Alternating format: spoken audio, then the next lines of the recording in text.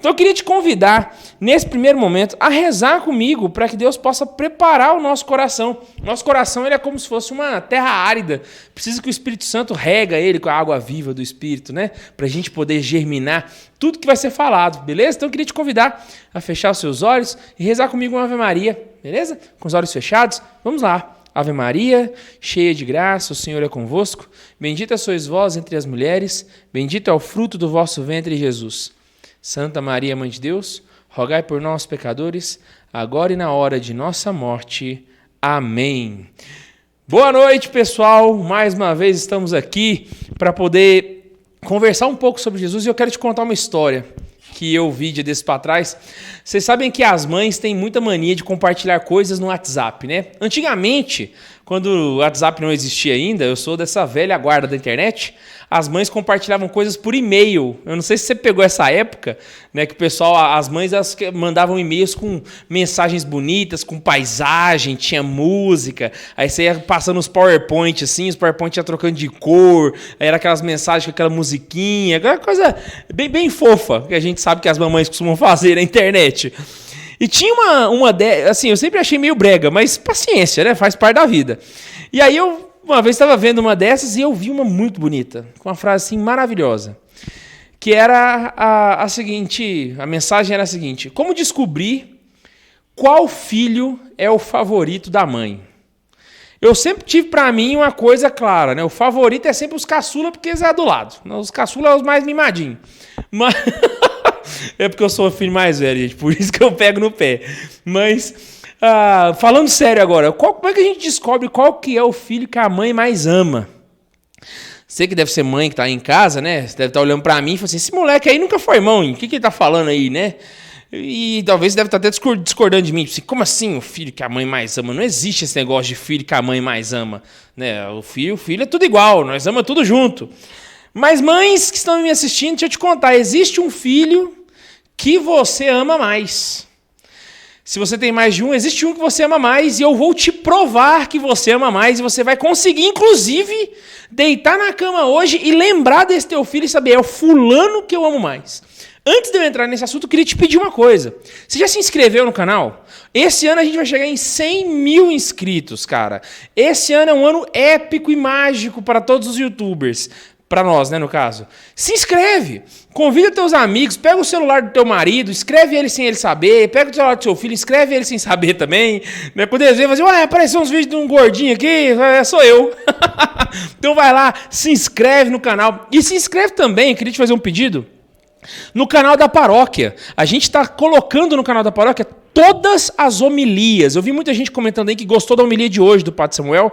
Essa homilia está no canal da paróquia. E geralmente a gente coloca ela tipo no mesmo dia. A missa acaba, a homilia já está no ar lá para você poder assistir. Então corre lá, se inscreve também no canal da paróquia que você ajuda muito. A gente começou, tem uma semana, já passou de 100 inscritos, né, Júlio? O Júlio está todo feliz aqui. Então vai lá e se inscreve e não esquece de curtir também. Então vamos lá, qual que é o filho que você mais ama, mãe que me assiste aí? E aí a mensagem dizia o seguinte, né? Um dia perguntaram para uma mãe qual é o filho, se tivesse um tecladinho aqui eu ia pedir para colocar, né? Aquelas mensagenzinhas. Qual é o filho que ela mais ama? E a mãe respondeu, depende do dia. Tem dia que um tá doente, é ele que eu amo mais. Tem outro dia que um machucou, é ele que eu amo mais. Talvez no fim do ano vai ter um que vai estar com dificuldade na escola. Vai estar perigando de bombar. É esse que eu vou amar mais. E para mim fez todo sentido.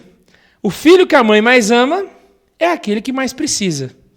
É aquele que talvez dê mais trabalho. Não no sentido de ser custoso, mas porque precisa. As pessoas passam penúrias na vida.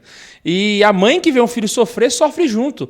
E enquanto ela vê aquele filho sofrer, naquele instante ela está amando mais aquele filho. Então oscila. Um dia vai ser um, outro dia vai ser outro. Mas sempre vai ter um momento da vida em que a mãe vai amar mais um filho. Sempre. E eu tive uma prova real disso. Eu vi a mensagem, né? E eu tive uma prova real desse fato, dia desse para trás, porque eu fui visitar minha mãe em casa. E quem me acompanha sabe, eu tô falando isso direto, né? Eu tenho um irmão que mudou pro Canadá agora. Meu irmão mora lá no longe. E não só mora no Canadá, mas todas as fronteiras estão fechadas. Então, mesmo que minha mãe queira, ela não dá conta de ir lá visitar o meu irmão. E é longe para caramba. Assim, você não consegue imaginar o quão longe meu irmão tá agora. E meu irmão foi para lá com 19 anos, minha mãe tá, né, nossa, aquela agonia, tá tendo o primeiro emprego lá no Canadá, tá fazendo faculdade lá, e minha mãe nesse desespero, cuidado com quem você vai andar, que não sei o que, aquele aperto no coração. E você olha pro rosto da minha mãe, você vê a agonia dela de saudade, sabe? Porque faz parte. Todo mundo sabia que ia ser assim quando ele foi. E ninguém tá sentindo mais saudade do que minha mãe. Cheguei lá em casa, na casa dela de dias para trás, e ela comprou um suporte que você coloca várias fotos. E ela parece uma montanha russa não, gente, como chama? Uma roda gigante, só que cheia de fotos. Elas ficam passando assim, sabe? E eu acho que cabe 6 fotos nesse negócio. E todas as fotos é do meu irmão. E ela tá na sala de estar assim, em cima da mesa. Eu cheguei, eu vi aquele negócio e eu me lembrei dessa história. Qual é o filho que a mãe mais ama? Agora, enquanto eu converso com você, e eu falo isso sem peso nenhum no coração, tá? O pessoal vai dizer, cada um está com ciúme. Não, do fundo do coração, não tem nada disso. Hoje, o filho que minha mãe mais ama é meu irmão. Porque é o filho que mais precisa. É o filho que mais precisa de atenção. É o filho que mais está precisando de cuidado. É o filho que mais precisa de... que mais faz minha mãe perder o sono às vezes. Meu irmão não dá trabalho, meu irmão é super tranquilo, mas o fato de ele estar longe faz minha mãe perder o sono várias vezes. Então hoje, o filho que minha mãe mais ama é meu irmão. E graças a Deus por isso, né? As mães foram feitas para isso, para cuidar daqueles filhos que mais precisam.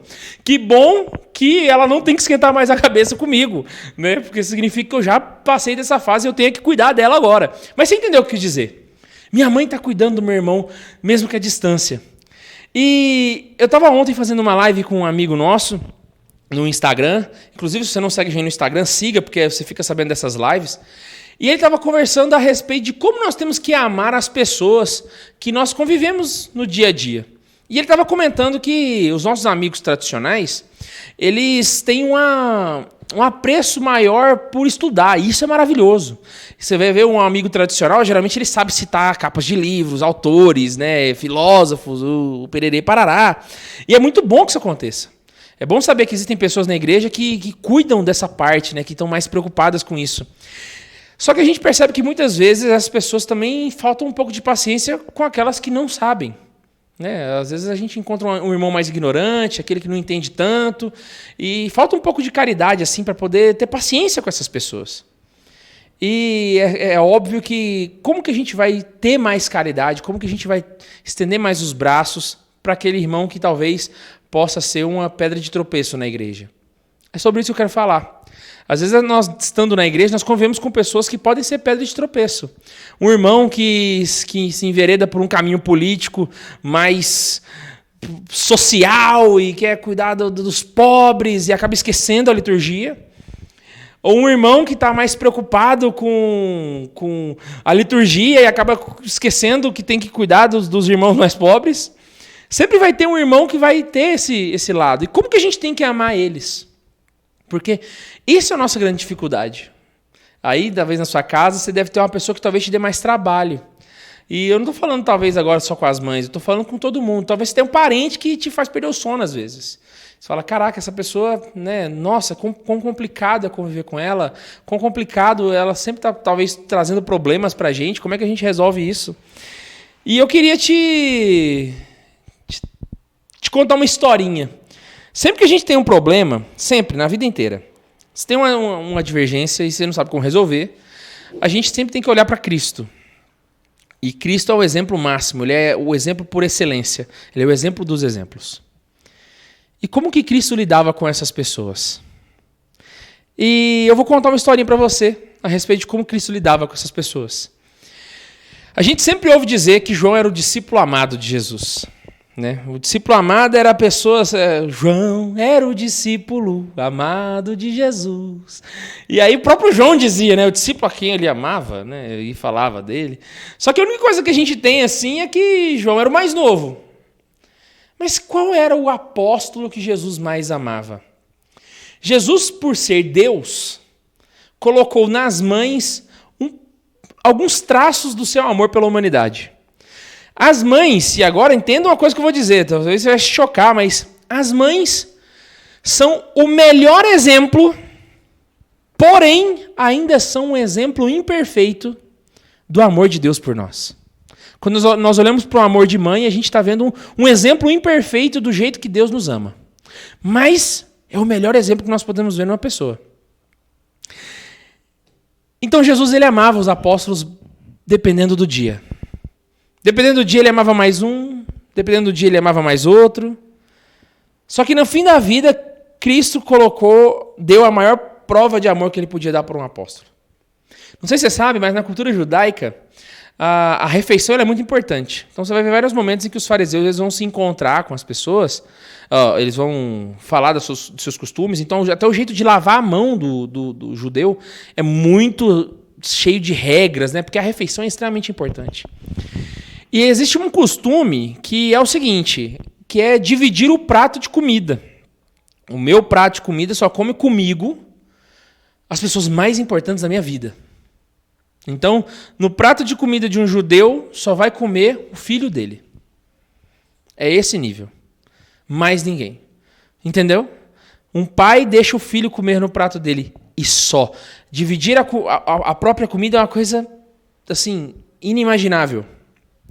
E eu quero te trazer para uma passagem aqui, em Mateus 26, capítulo 20.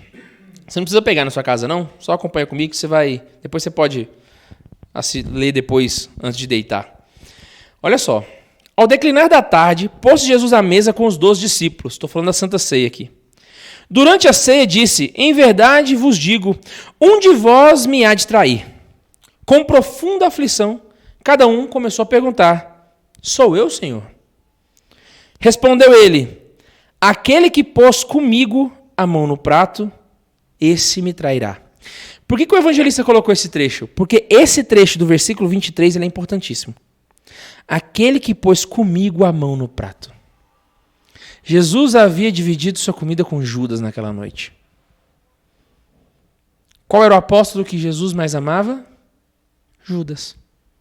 E essa aqui é uma prova real disso. A prova de que naquele instante, o discípulo que Jesus mais amava era aquele que ia trair ele. E é exatamente porque Judas iria trair Jesus que ele o mais amava. Percebe como funciona? O amor de Jesus ele é condicional à necessidade daquele que se põe diante de Cristo. Então, é óbvio que o amor de Cristo ele é infinito, mas se ele tivesse que escolher um deles para dar prioridade, e aqui vale lembrar um detalhe, eu estava brincando no começo que é o filho que a mãe mais ama, mas na verdade a gente está falando de prioridade aqui. Deus nos ama igualmente, mas ele dá prioridade para um ou para outro que precisa mais. E provavelmente, se existe um irmão na tua vida que está sendo uma pedra de tropeço, é esse que Deus dá prioridade. E é esse que você tem que dar prioridade. Jesus deu prioridade para Judas naquela noite, porque ele era o que mais precisava. Percebe? Estender a mão para aquele que é mais necessitado faz parte do puro cristianismo. E aí eu te pergunto, Guilherme, mas é muito difícil. Você deve me perguntar, né? Guilherme, é muito complicado. Como é que eu vou amar a pessoa que mais precisa? Porque às vezes a gente fica com raiva da pessoa, às vezes a gente fica angustiado, às vezes a gente fica triste. Porque nem sempre a pessoa que mais precisa é uma pessoa ruim. Às vezes ela só faz por... Ela está precisando por algum outro motivo, mas é muito complicado, às vezes, amar a pessoa que mais precisa. E aí eu queria te fazer um paralelo. Eu não sei se você já teve a oportunidade, é uma oportunidade triste, assim, mas de conhecer uma mãe de um filho que usa drogas. Eu já tive essa oportunidade, não sei se eu posso chamar de oportunidade, mas eu já tive esse momento. Certa vez eu estava em Brasília e eu fui no velório de um tio meu. E era um tio muito próximo, então a gente resolveu passar a madrugada lá. E aí, uma das minhas tias virou para mim e falou assim, Guilherme, eu queria que você falasse com a gente um pouco, fizesse como se fosse uma pregação. Eu falei, tá bom. Eu nunca tinha feito isso, pregar num velório, né? E aí eu fiz essa pregação do lado do caixão do meu tio. Foi uma sensação assim um tanto estranha, mas faz parte da vida. E conforme eu ia pregando, as pessoas iam se juntando, porque tinha mais pessoas, né, com mais velórios, era em Brasília, então eram vários velórios acontecendo. As pessoas começaram a sair desses velórios para ir ver esse momento que a gente estava fazendo lá. E aí, quando acabou, um rapaz chegou em mim e falou assim: oi, tudo jóia? A gente viu você falando aí, a gente achou legal, a gente queria saber se você pode fazer o mesmo no velório aqui do lado. Eu falei: sem problema, eu vou. E quando eu cheguei lá, era um jovem de 19 anos que havia sido morto por causa de drogas. Eu cheguei, fiquei ali do lado, comecei a pregar, e eu me recordo que as pessoas prestavam atenção, mas havia uma pessoa que estava com o olho fixo em mim. Ela não piscava. Era uma mulher que olhava para mim assim, sabe? Mas o estranho é que o olhar daquela mulher, embora tivesse extremamente concentrado em mim, aquela mulher não me via. Eu não sei como é que eu posso explicar para vocês, mas é como se o olhar daquela mulher passasse por mim. Ela conseguisse ver atrás de mim, entendeu? O olhar dela passava por mim e passava. Por mais que ela tentasse se concentrar. No fim da pregação eu descobri que aquela mulher era a mãe daquele rapaz. E por que eu fiquei tão atônito? Porque o olhar daquela mulher era um olhar que nitidamente berrava o amor que ela tinha por aquele jovem. O filho dela mexia com droga, o filho dela tinha uma vida complicada, e o amor daquela mulher era capaz de sair pelos olhos dela. Era incontestável o amor daquela mulher por aquele rapaz. Daquela mãe por aquele jovem. Se eu te perguntar, se vocês perguntar talvez para uma mãe, se ela ama o filho que usa drogas, sem dúvida alguma, a mãe vai confirmar que ama. Quantos casos a gente fica sabendo de mães que talvez vão na boca de fumo buscar os filhos? Mas se você perguntar para essa mãe qual sentimento ela sente no coração dela, ela vai te dizer que é angústia. E por que as duas coisas caminham juntas? Por que amar e estar angustiado caminha junto? Porque amor não é sentimento. O amor é uma decisão ativa e consciente e racional. E racional, tá? Não irracional. Irracional. O amor ele mora mais na cabeça do que no coração. Às vezes o sentimento que você vai sentir é de tristeza, de angústia, de raiva, mas o amor, ele é consciente. Eu me decidi por amar. Isso vale para o casamento também, tá? Isso vale para casais. O amor, ele não é um sentimento. A paixão é um sentimento. O amor não. Então você me pergunta: Guilherme, como que eu posso amar a pessoa que mais precisa? Como que eu posso amar a pessoa que mais precisa? Simples, me decidindo por ela todos os dias.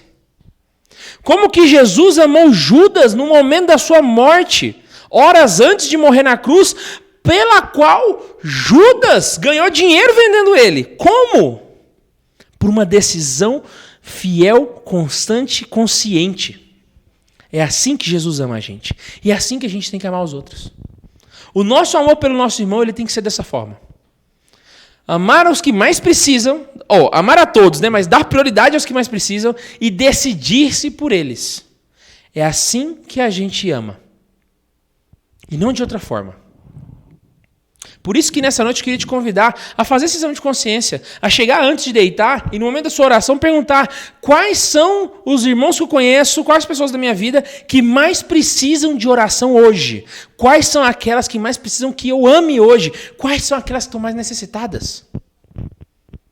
Quem são os Judas da minha vida? E eu queria só reforçar, eu dei o exemplo de Judas aqui, mas não significa que a pessoa que mais precisa ser amada é aquela que te traiu. Às vezes as pessoas, igual por exemplo o meu irmão não traiu minha mãe, o meu irmão é de boa, tranquilo, sabe? Meu irmão está precisando por outros motivos, entendeu? Mas qual é a pessoa que mais precisa agora do teu amor?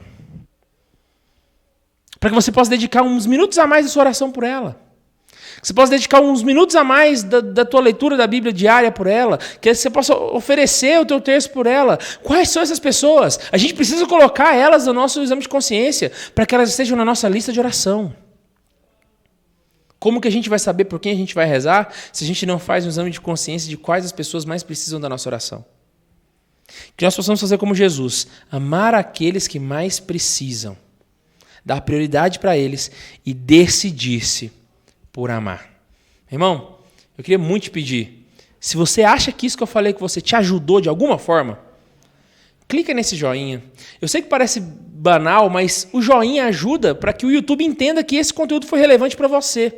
E aí, o algoritmo do YouTube vai poder indicar esse vídeo para mais pessoas. Quando você clica no joinha, você ajuda a evangelizar. Não é simplesmente eu que estou ganhando, não. Mais pessoas vão ficar sabendo desse vídeo e vão poder ter essa mensagem que você acabou de receber. Você nos ajuda e você evangeliza com a gente. Você deixa de ser só um evangelizado e se torna agora um evangelizador, junto com Santa Carona. Então eu queria te pedir, se inscreve no canal, clica no joinha e não se esqueça que a gente se encontra aqui toda semana. Afinal de contas, Deus é uma necessidade para mim e para você, que a gente possa juntos encontrá-lo. Espero que a gente se encontre aqui sempre. Um beijo no coração e tchau!